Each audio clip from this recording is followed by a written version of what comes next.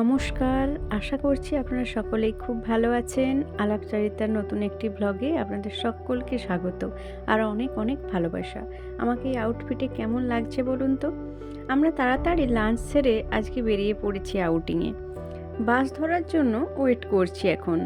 এই দেখুন, ও একদম ভিডিওতে আসতে চায় না, ভীষণ লজ্জা করে, বলে তুমি করো, তবে ভীষণ উৎসাহ দেয় করার জন্য। জানেন তো, জাপানের ওয়েদারের ভীষণ মুড অফ, এই রোদ তো এই মেঘ, তবে এখন খুব চড়া রোদ, তবে বেশ বাতাস বইছে বাইরে। এই দেখুন, আকাশ আর মেঘ দেখে মনে হচ্ছে না যে পুজো আসছে, মা আসছেন, তাই না? এই তো আমাদের বাস চলে এসেছে, ছোট্ট কিউট বাস। আমরা যেখানে যাব ওই মিনিট 20 মতো লাগে সময়। বাসে উঠে আগের টিকিট নিয়ে নিলাম। আমরা আজ যাচ্ছি এক মলে।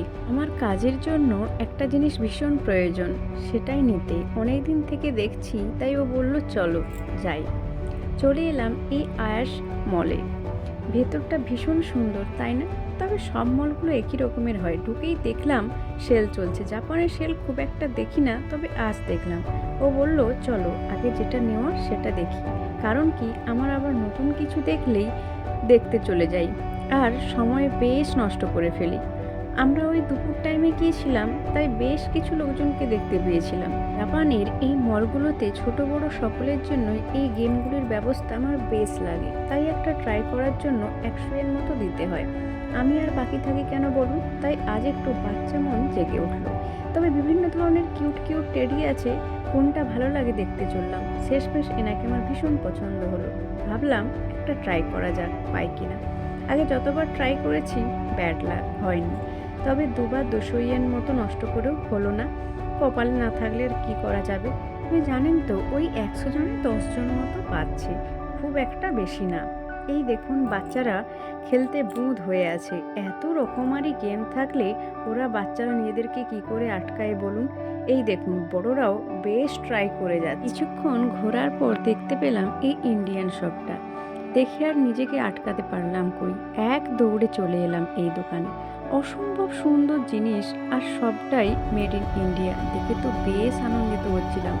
ড্রেস, ব্যাগ, সাজগোজের জিনিস, আরও কত কি, একদম আমাদের দেশের দোকান দেখে মনে হচ্ছিল।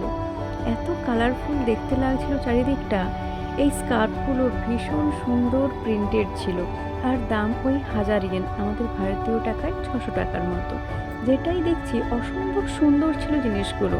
ভারতীয় সুতো, নিখুঁত বুনন, ভারতীয় কারিগরের হাতের ছোঁয়া, রকমারি পোশাক আশাক।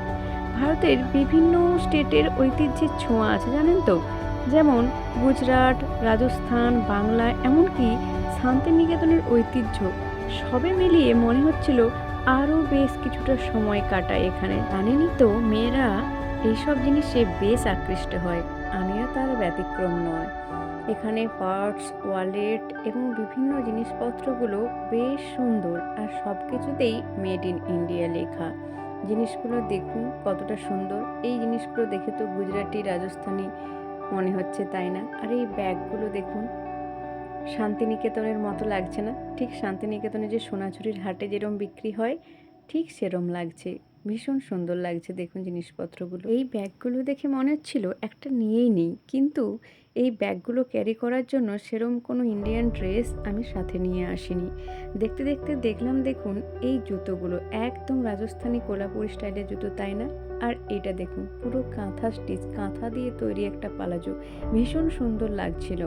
আর দেখুন এই পালাজোটাও বেশ কালারফুল, দেখতে দারুণ লাগছিল না? ড্রেসগুলো দেখে তো বেশ নিতে ইচ্ছে করছিল, কিন্তু দাম দেখে মনে হলো থাকবে, নেব না। কেন নেব বলুন তো?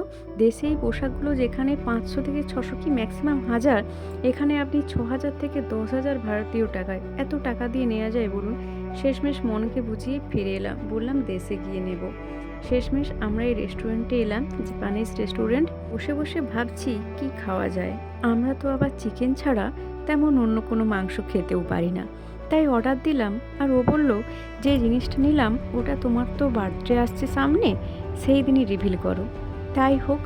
এখন বাজে ওই ঘড়িতে 7টা 15 মতো। প্রায় খালি হয়ে গিয়েছিল রেস্টুরেন্টগুলো, কারণ জাপানিজরা বেশি রাত করে না, ওরা তাড়াতাড়ি বাড়ি চলে যায়। তো আমরা বসে বসে ওয়েট করছিলাম, আর আমি কিছু সেলফি তুলে নিলাম। অবশেষে দেখুন এই খাবারের ডাক এলো। সেলফ সার্ভিসের মাধ্যমে আমরা খাবার নিয়ে এলাম। এই দেখুন, চিকেন উইথ চিকাপ্পা এটার নাম। আর সাথে রাইস, এক ধরনের স্যুপ আর চাটনি। এই চিকেন চিকাপ্পা একদম চিকেন 65-এর মতো দেখতেও আর খেতেও বেশ লাগলো। দুজনে বেশ আড্ডা দিয়ে খাবারটা এনজয় করলাম।